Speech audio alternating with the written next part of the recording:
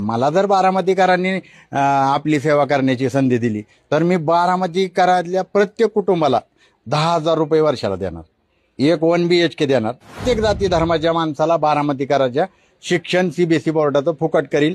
Hospital 100 खाटाचं नगर परिषदेचं मोफत बनवेल. नाही, दादा कामाचा नाही, दादा जमिनीचा माणूस आहे. दादा कसा कामाचा असेल? जमिनी आमच्या लुटतोय 500 रुपयात.